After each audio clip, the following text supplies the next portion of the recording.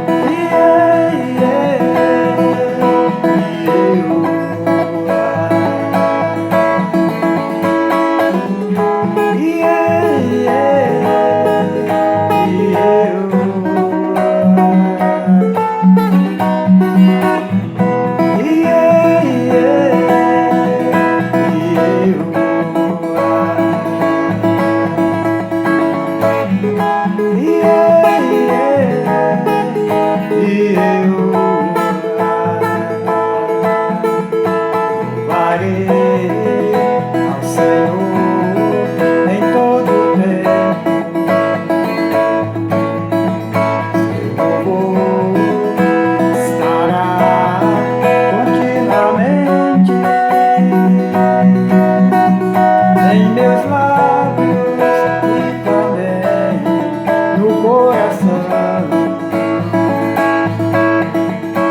Jesus Cristo será sempre minha canção.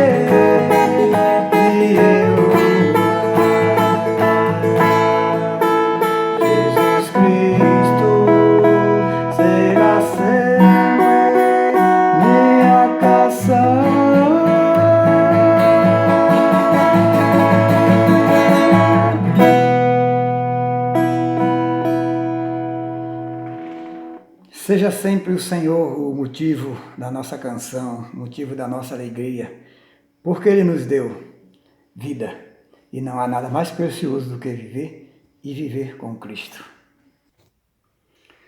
Muito bem, queridos, vamos dar continuidade aqui no nosso estudo, concluir hoje o capítulo 4, né, e já começar aí, se possível, no capítulo 5 desse estudo da primeira carta de Paulo à igreja de Corinto. E nós paramos exatamente no versículo 16, quando tratamos da grande importância de um servo de Deus, principalmente um líder, um fundador de um trabalho do Senhor, ser o exemplo de vida, né? E o apóstolo Paulo, ele falando aqui aos coríntios, se colocando como servo de Cristo, sendo humilde, somente com o intuito de fazer com que esta igreja entendesse que a vida cristã, a vida de um servo de Deus, tem que ser autêntica em todos os sentidos. Não pode haver meio termo. É lógico, eu não estou aqui fazendo menção de nós sermos perfeitos, 100% incapazes de errar. Ainda que nós tenhamos que caminhar em prol dessa perfeição. Ainda que o nosso objetivo no Senhor seja buscar sempre a perfeição, dia após dia. Mas isso não quer dizer que nós vamos conseguir viver 100% aqui sem errar. E uma pessoa perfeita, obviamente, é uma pessoa que não comete erro algum em momento algum. Isso é possível para nós? Não, não é possível. Mas então por que ensinar a perfeição? Por que orientar a busca pela perfeição se ninguém é capaz de alcançar? Ora, se eu sei que Deus é perfeito e eu, como filho dele ou servo dele, que tenho como meta passar a eternidade junto a ele, por que eu devo buscar a imperfeição, sabendo que ele é perfeito e tudo dele é santo? Então, a santidade e a perfeição, elas estão em pé de igualdade. Então, logo, a perfeição é uma meta constante da minha busca, tá certo? É o objetivo principal da minha conduta de vida, é buscar essa perfeição, ainda que eu tenha consciência de que não a terei enquanto estiver neste corpo, nesta terra, mas eu vou caminhar sempre rumo a ela, procurando melhorar a cada dia. Poxa vida, hoje eu tentei, hoje deu tudo certo, mas de repente um vacilo, eu errei, poxa, caí agora, botei tudo a perder. Não, meu amado, não, você não botou nada a perder, você simplesmente demonstrou que você é humano. Agora, não é por isso que vamos nos acomodar e viver desleixadamente, no sentido espiritual ou em todos os aspectos da vida. Devemos sempre procurar melhorar, crescer, avançar, porque a vida é um progresso, nunca um regresso. O único regresso que a gente faz na vida é para lembrar as coisas, algumas coisas do passado às vezes. Algumas que vale a pena lembrar e outras que nem vale lembrar quando lembramos apenas para não cometê-las outra vez, não é verdade? Então, vamos continuar aí no propósito do apóstolo de nos conscientizar de que nós precisamos ser autênticos. Então ele diz, olha, para a igreja, portanto rogo-vos que sejais meus imitadores.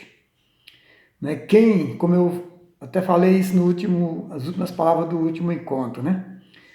Quem de nós temos essa moral para dizer para alguém, faça o que eu faço, siga o que eu sigo, porque você estará seguro de não errar, porque eu ando nos propósitos de Deus, eu faço a vontade de Deus. Delicado, né? Pois é, mas é assim que a palavra de Deus quer de nós, que sejamos exemplos de vida para as pessoas. Você gostaria muito, eu sei disso, você gostaria muito que pessoas que você ama aceitassem Cristo, assim como você já aceitou. Ou se você que está me ouvindo ainda não aceitou, eu tenho certeza que você almeja se encontrar com Deus um dia. E como que isso vai acontecer? Se você for transformado por Jesus. E o que não é, vai passar a ser, né, filho de Deus, e aquele que é, vai se transformar cada dia para que outras pessoas, por intermédio dessa, possam conhecer a Jesus, que é o único caminho de salvação. Isso, né? Exatamente isso que o versículo 16 relata para nós, o quanto o servo de Deus, principalmente um líder, deve ser autêntico em sua vida cristã, a ponto de pedir que seus liderados sigam o seu exemplo, o imitem. Não é fácil, né? Continuando aqui. No restante do capítulo, Paulo outra vez chama a atenção da igreja para a humildade e conscientização de que o reino de Deus não consiste em eloquências de palavras e habilidades humanas, mas na demonstração do poder de Deus. Você já viu aquela pessoa, né, que gosta de exibir, né, conhecimento? Isso é interessante, né? Eu estou sempre falando aqui sobre isso e sempre dizendo que não sou contra, nem ninguém deve ser contra a busca do conhecimento. Devemos buscar isso. Parece até ser chato toda hora estar falando isso, né? Mas se faz necessário. Agora, todo o conhecimento que nós adquirirmos deva ser adquirido no Senhor e para o Senhor, porque só Ele nos dará a sabedoria necessária, a sabedoria suficiente, adequada para fazermos uso dos nossos conhecimentos. Senão, os nossos conhecimentos podem não somente nos afastar de Deus, mas também afastar pessoas do Senhor. Quando colocamos nossos conhecimentos, nossas habilidades acima de alguns propósitos de Deus, ou qualquer propósito de Deus, algum não, todos, qualquer propósito, nós infelizmente corremos sérios riscos. Então, buscar conhecimento, conhecer, sempre conhecer é muito bom e devemos fazer isto. Mas que tudo seja para a honra e glória do Senhor. Mas isso era a realidade da igreja de Coríntio. Pelo que a gente vai ler aqui, e já leu, né? Apenas vai reler, acreditamos que sim. Vamos lá, no versículo 17 em diante. Por isso mesmo vos enviei Timóteo, meu filho amado e fiel no Senhor. Ele vos fará lembrar do meu modo de vida em Cristo, como por toda parte eu ensino em cada igreja. Mas alguns andam cheios de arrogância, como se eu não fosse mais visitar-vos. Em breve, porém, irei visitar-vos, se o Senhor quiser. E então descobrirei não só o que falam, os que andam cheios de arrogância, mas também o poder que possui, porque o reino de Deus não consiste de palavras, mas de poder. O que desejais? Devo ir visitar-vos com disciplina ou com amor e gentileza? Perceba que o apóstolo Paulo usa até termos aparentemente grossos, né? Arrogante, ou seus arrogantes. Vocês estão falando bobagem.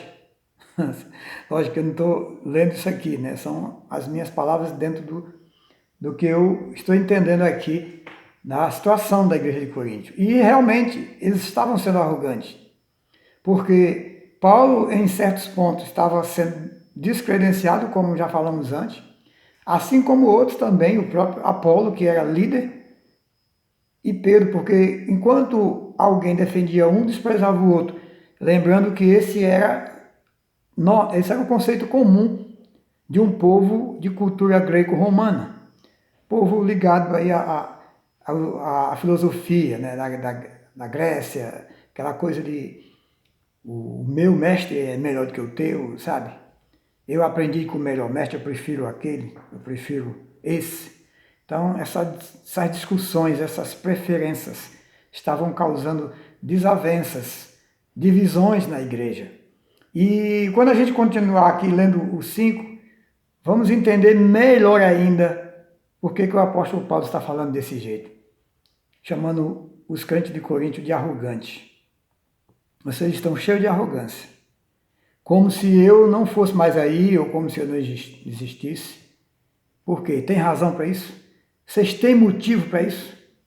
É o que nós vamos ver. Deixa eu só acabar de concluir aqui esses tópicos aqui para a gente dar continuidade no capítulo 5, né?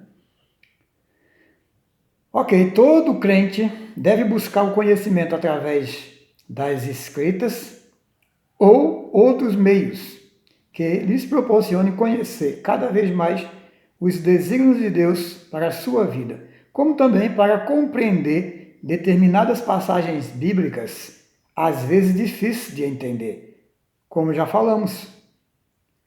Isso é saudável, isso é louvável, quando feito no Senhor, certo? Porém, todos devem se lembrar dos versículos 35, ou melhor, do versículo 35 do capítulo 10, dessa mesma carta, que a gente nem chegou lá ainda, que diz assim: quer comais, quer bebais, quer façais qualquer outra coisa, fazei tudo para a glória de Deus.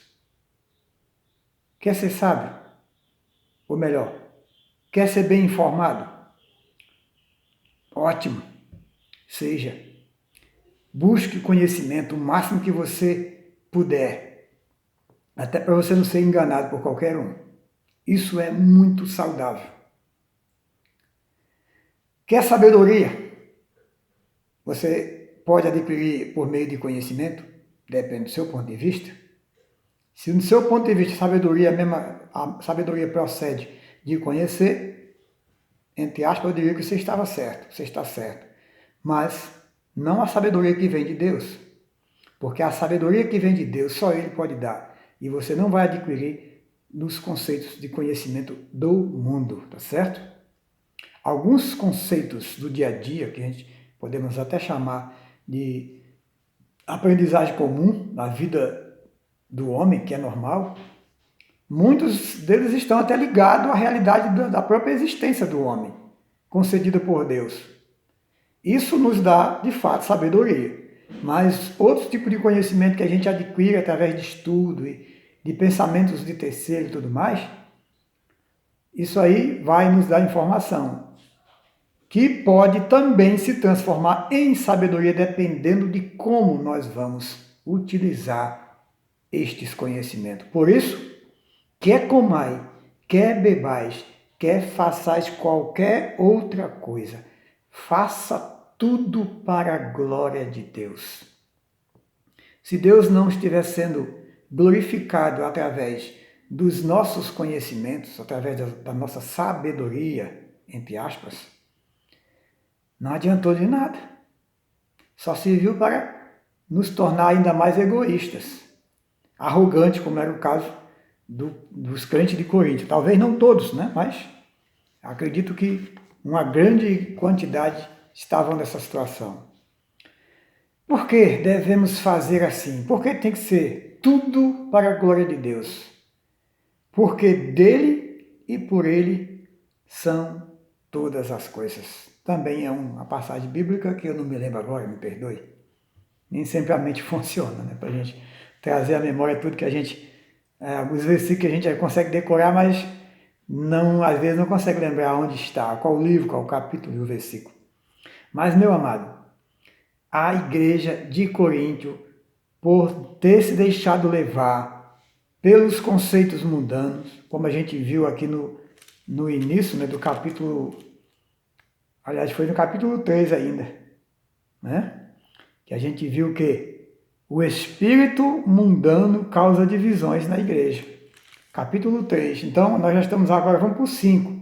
Então, perceba que isso aqui, não podemos esquecer, é evidente, que tudo isso aqui é uma sequência de um diálogo, tá certo?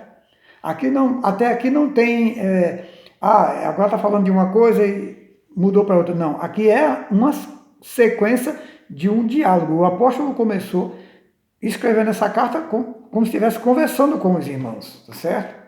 Então, ele segue o raciocínio.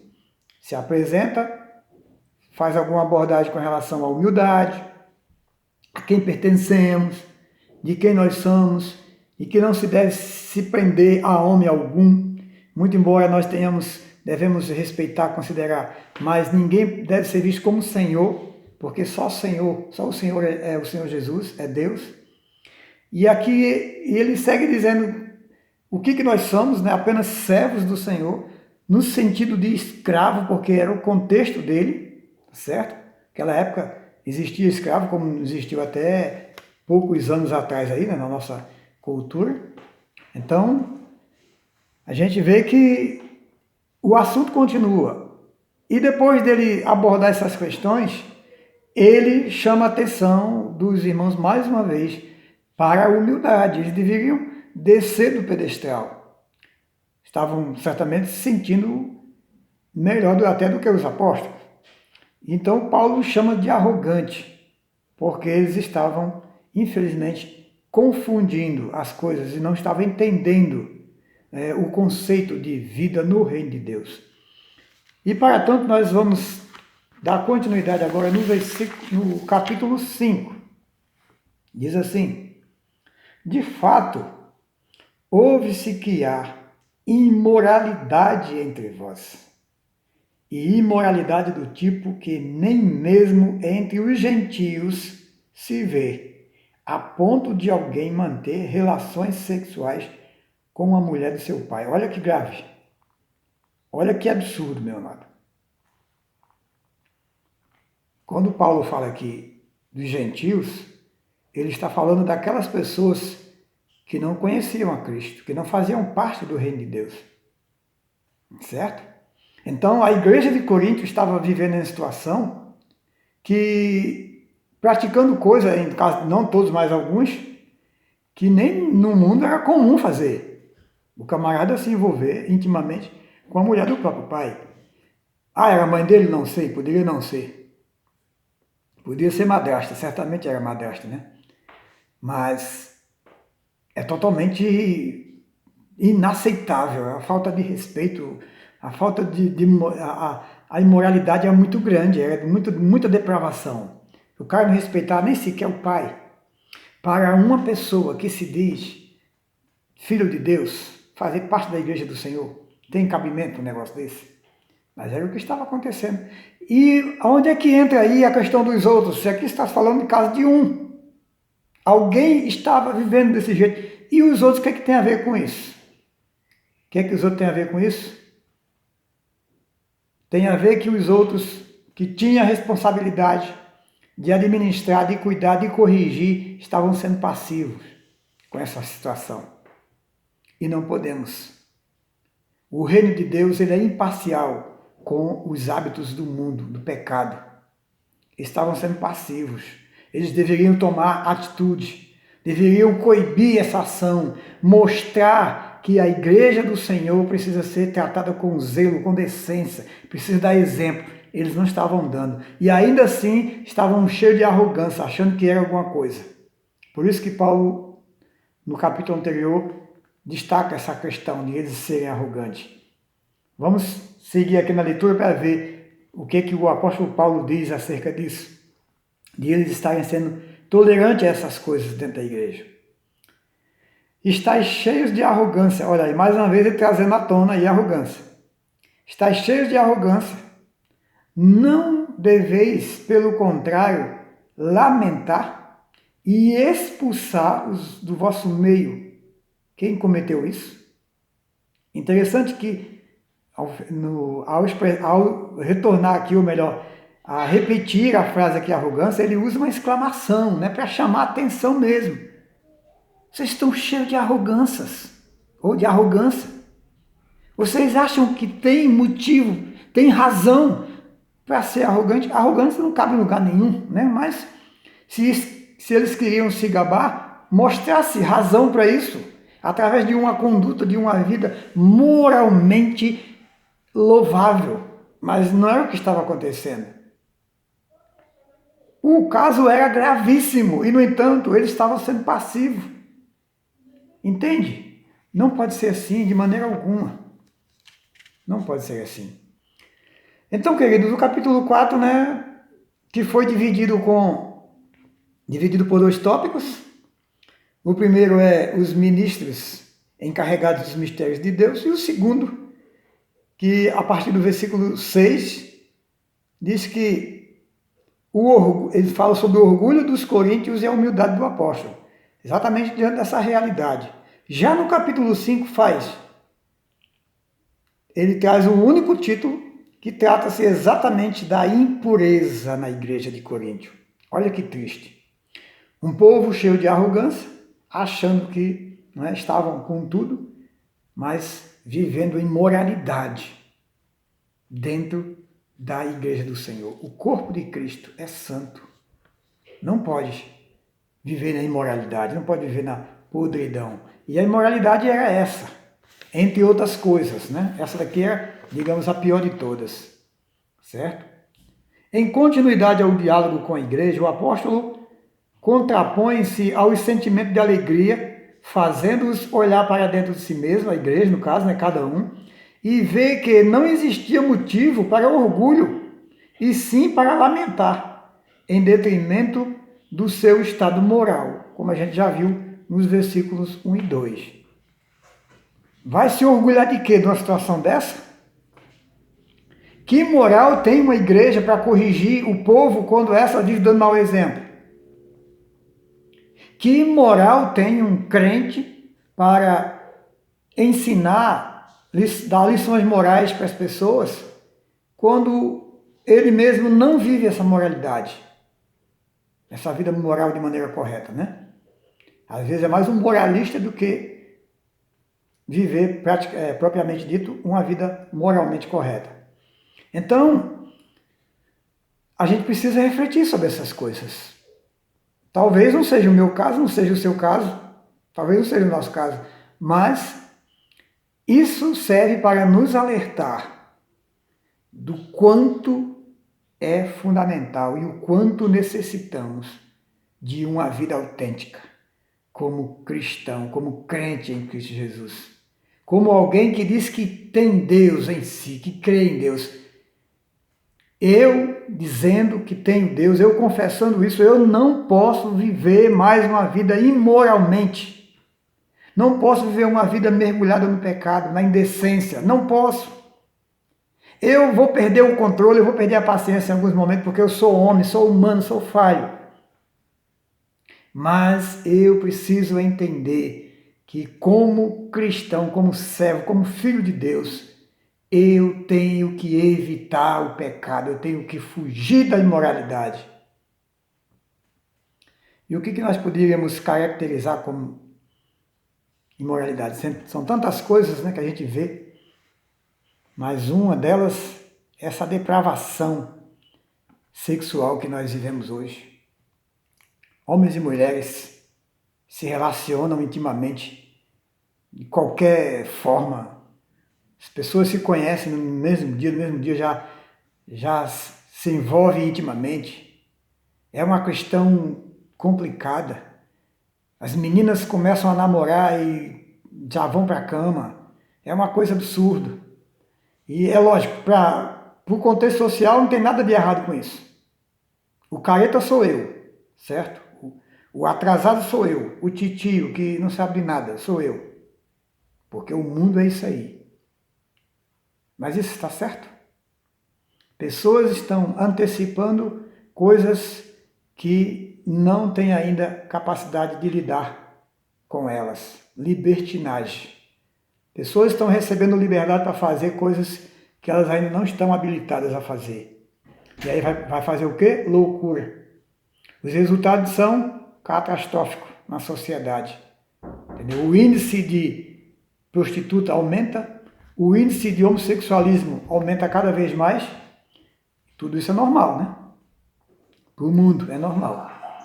Mas não para quem conhece o Senhor e pratica a verdade em Cristo Jesus. Então, queridos, igreja, eu sei que vai chegar um momento que por essas questões e outras, nós vamos ser impedidos de falar em público. Até de usar as redes sociais, como está sendo o caso aqui. Eu sei que isso vai chegar um dia. Mas mesmo assim, não podemos nos calar diante dessas coisas. Precisamos defender o que é verdadeiro diante de Deus, porque, no fundo, o que importa na verdade é o Senhor. É o Senhor. E em 1 João, capítulo 2, se eu não estiver enganado, ou 5, os versículos... Há uns versículos que diz que o mundo passa, bem como toda a sua concupiscência, isto é, os seus desejos, suas vontades, suas práticas, suas normas. Mas aquele que faz a vontade de Deus permanece para sempre. Então, se eu tiver que escolher entre perder a liberdade de falar, ou até mesmo de viver, e falar a verdade, olha, eu vou optar pela verdade, em Cristo. Custe o que custar. Eu não sei o que serei capaz se isso acontecer, mas no meu conceito hoje, eu escolho a verdade. Eu escolho defender os padrões morais estabelecidos por Deus. Porque se não existisse moral, não tinha nem razão da gente ter leis para seguir. A gente não tinha razão para definir o que era certo e o que era errado. Você poderia fazer o que bem entendesse do seu jeito, porque não existe um conceito moral. E quem determinou esse conceito moral não foi o homem, foi Deus. Isso está lá no livro de Número. No quarto livro da Bíblia, de Gênesis para cá, Número, Deuteronômio, está lá. Aliás, Levítico também. Esses 3 livros aí do Pentateuco, dos 5 primeiros livros, ele descreve perfeitamente o padrão de vida moral que Deus estabeleceu para o seu povo, para que servisse de exemplo para o mundo. E eu digo a você, se você ainda não ouviu falar disso ou esqueceu, quero lhe refrescar a memória. Todo aquele povo que foram mortos na época de Josué, de Moisés, naquelas guerras chamadas Santa, não foram mortos injustamente não, eles foram banidos da terra por conta da sua imoralidade, por conta da seu padrão de vida totalmente decadente em relação ao que Deus espera de um homem que foi feito sua imagem e semelhança. Era exatamente tudo que a gente está vendo hoje, né? Pais se relacionando com filha, com sogra, com tudo mais, homem com homem, mulher com mulher, essa coisa toda aí. Cada um faz o que quer, do jeito que quer, quando quer, com quem quer, você não tem nada a ver com isso. Não é isso? Liberdade de expressão. Liberdade de expressão, mas não podemos esquecer que tudo que nós fizermos, isto para quem acredita em Deus e quem tem a Bíblia como sua regra de fé. Agora quem não tem, lamento, mas tenho que respeitar, só não posso concordar, certo? Mas vamos defender a moral, o que é correto biblicamente, porque é através dela que nós conhecemos o certo e o errado, o que é moral e o que é imoral, o que é justo e o que não é justo, o que é crime e o que não é crime. Ah, não, isso aí é negócio, crime e o que não é crime, isso aí é das leis criminais aí da polícia. E de onde que saiu isso? Das escrituras, meu amado. Se você quer saber ou esquecer, eu vou te refrescar a memória de novo. As primeiras cadeias públicas foram instituídas por Deus quando Deus tirou o seu povo do deserto, do cativeiro egípcio. Através de Moisés, ele estabeleceu ordem para que se reservasse cidades refúgio. Nessas cidades eram construídas cadeias para as pessoas que cometiam crime culposo, isto é, que matava sem intenção. Agora, para os que cometiam crimes dolosos, que matavam por planejar, por intuição, por vontade, esses não tinha cadeia não, era morte. Não estou aqui defendendo pena de morte, tá? Deixar isso claro. Era o conceito da época. Hoje, a maioria dos países que adotavam esse princípio já não adotam mais, né? Então, alguns ainda conservam, outros não. Mas deixando isso para lá, vamos voltar aqui para o nosso texto. Estamos quase encerrando. Então, queridos, essa situação dessa igreja, vida imoral diante do Senhor, diante da sociedade, e Paulo ficou zangado com isso, por saber que estava acontecendo no meio da igreja um caso desse, o camarada envolvido sexualmente com a esposa do próprio pai. E o versículo 3 em diante ele diz: embora eu esteja ausente, fisicamente estou presente em espírito, e já julguei quem fez isso como se estivesse presente. Isto é, eu não estou aí com vocês, mas é como se eu estivesse. E eu vou lhes dar o meu parecer acerca desse cara. O que os irmãos devem fazer com ele? Olha, versículo 4.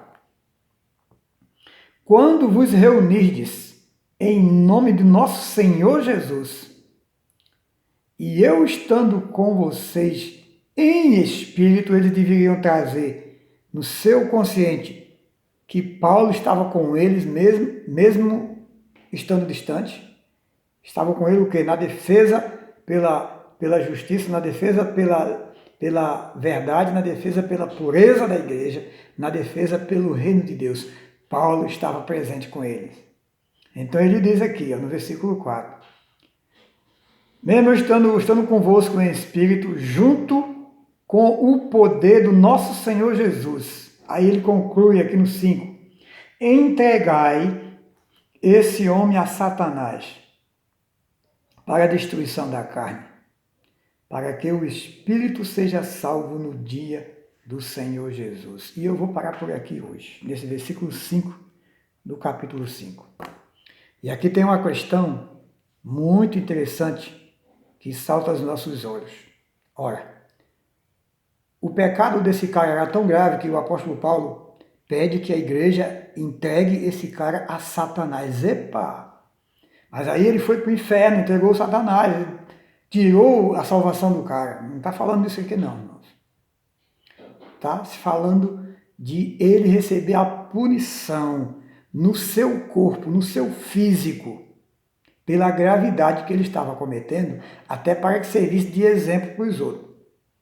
Porque existe coisas que a gente faz que ela pode nos custar a vida, fisicamente falando. Espiritualmente falando é outra coisa. Tanto é que ele fecha o versículo dizendo: esse cara sendo entregue a Satanás, o corpo dele será destruído. No entanto, a sua alma, seu espírito, será guardado para o dia do Senhor. Certo? Deixa eu ver, deixa eu retomar aqui. Entregue esse homem a Satanás para a destruição da carne, mas que o espírito seja, salvo. É mais do que preservado, salvo. Eu vejo aqui a impossibilidade de perda de salvação. Se eu estiver errado, meu irmão, meu amigo, faça um comentário aí. Me questione. Não sou dono da verdade. Mas me mostre, biblicamente, algo que contrarie esse conceito. Que se eu estiver errado, eu dou minha mão à palmatória. Mas o que eu vejo aqui é isso. Por que eu estou falando isso? Porque existem ensinos que pregam aí a perda de salvação. Certo?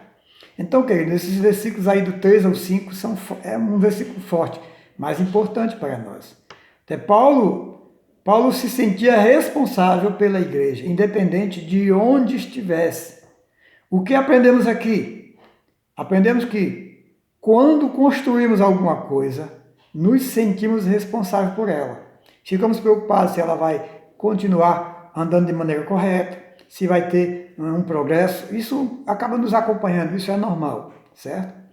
Segundo, são os pontos que a gente aprende aqui, né, nesses 3 versículos, nessas lições, 3 lições importantes. Segundo qualquer tipo de ação ou qualquer tipo de ação no seio da igreja que atinge a sua imagem, isto é, a imagem da igreja, não importa por quem esteja sendo praticada, tem que ser corrigida. Ora, foi o pastor que errou. O pastor tem que ser corrigido. Foi o filho do pastor, do mesmo jeito. Foi a esposa, também, não importa. Foi o líder de louvor, não importa quem seja. Errou, denigriu a imagem da igreja, comprometeu o testemunho da igreja, tem que ser corrigido. Agora, para corrigir, nós precisamos estar no Senhor. Para a gente não castigar as pessoas com desejo de vingança, de destruição, mas corrigir no sentido de curar, de tratar a pessoa. Não para detonar a pessoa, não para matar a pessoa. O caso aqui é um caso à parte, né? Que o apóstolo diz que entregue ele mesmo a Satanás para que sua carne seja destruída, o seu corpo. Por quê? E aqui vem a nossa terceira lição. Há certos tipos de atos que, se praticado, podemos abreviar nosso tempo de vida aqui na Terra. É evidente. É evidente. Existe coisa que, se eu fizer, isso pode me custar a vida. E aí eu posso ir antes da hora. Porque a vida é a vida é resultado daquilo que a gente pratica, daquilo que a gente escolhe ser e viver. Então, queridos, ficamos por aqui hoje e que o Senhor esteja abrindo a sua mente e fazendo entender com mais precisão. Não esquecendo de que eu e você temos a grande responsabilidade de tornar Cristo conhecido para os nossos familiares, para os nossos amigos, em qualquer lugar que estivermos. Logo, isso requer de mim e de você autenticidade como ser social, como ser espiritual que nós somos. O que tem que fazer dentro dos conceitos bíblicos, temos que fazer, não importa se eu quero ou não, não importa se o mundo concorda ou não, certo? Então, não são mais as nossas bases nem as bases do mundo, mas é as bases do Senhor. Que Ele seja o seu professor. Ninguém melhor e nem pode ser. Ele, somente Ele, te oriente, te abre os olhos, tire as vendas dos seus olhos, faça você enxergar com clareza para andar dentro dos propósitos de Deus. O Senhor te abençoe, o Senhor te fortaleça a cada dia. Até a próxima, em nome de Jesus.